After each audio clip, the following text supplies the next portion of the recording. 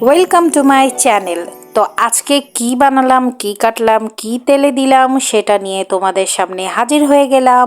So চলো শুরু করা যাক আজকের এই ব্লগটি। প্রথমে নিয়ে নিয়েছি 3 পিস চিকেন বড় বড়, আর আলুটাকে সুন্দর করে একদম ফ্রেঞ্চ ফ্রাইয়ের আকারে কেটে নিলাম, সুন্দর করে ধুয়ে লবণ মাখিয়ে রেখে দিয়েছিলাম। তারপর চিকেনগুলোকে সুন্দর করে ফ্রেঞ্চ ফ্রাই সাইজে লম্বা লম্বা কেটে দেন চিকেনটাকে ম্যারিনেট করছি। আদা রসুন গোলমরিচ একটু মরিচের গুঁড়ো লবণ দিয়ে সুন্দর করে মেখে ফেলবো, আর আলুটাকেও লবণ দিয়ে মেখে নিচ্ছি। আলুটাকে মাখানো শেষে একদম অনেকগুলো তেলের মধ্যে ফ্রাই করে নিচ্ছি, ডিপ ফ্রাই করে নিব। তারপর চিকেনটাকে ভালো করে যে মশলাগুলো দিয়েছি সেগুলোর সাথে মিক্সড আপ করে নিচ্ছি। তো চিকেনটাকে ম্যারিনেট করার পর একটি প্লেটের মধ্যে আমি কিছু ময়দা, গোলমরিচ, লবণ আর শুকনো মরিচ দিয়ে ভালো করে নেড়েচেড়ে নিচ্ছি যাতে ময়দার সাথে সবগুলো মশলা মিক্সড হয়ে যায়। দেন আমি আবার একটু পরে যেয়ে আলুটাকে সুন্দর করে এপিট ওপিট করে নিচ্ছি যাতে সুন্দরভাবে সব দিকে ভাজাটা হয়ে যায়।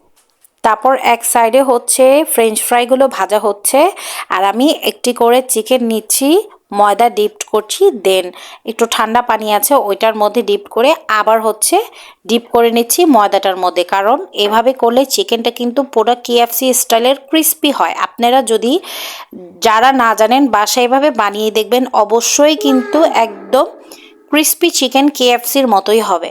তো দেখেন আমার কিন্তু আলু ভাজা ডান, আমি হচ্ছে ফ্রেঞ্চ ফ্রাইটা করে নিচ্ছি। আমি হচ্ছে ভয়েস দিতে দিতে আমি আলু ভাজাই বলে দিয়েছি, সাধারণ আমরা বাঙালিরা যেভাবে বলি আর কি। ফ্রেঞ্চ ফ্রাই তো বিদেশি একটা ভাষা।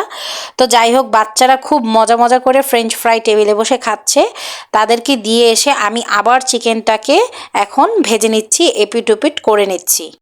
চিকেনটাকে এপিট ওপিট ভাজার পর দেখেন ফাইনালি আমার চিকেনটা কিন্তু পুরোটাই রেডি। এখন আমি বাচ্চাদেরকে দিব খাওয়ার জন্য। আজকের এই ব্লগটি কেমন লাগলো অবশ্যই কিন্তু কমেন্ট বক্সে জানাবেন। ভালো থাকবেন, আল্লাহ হাফেজ। Please subscribe my channel. Thanks for watching.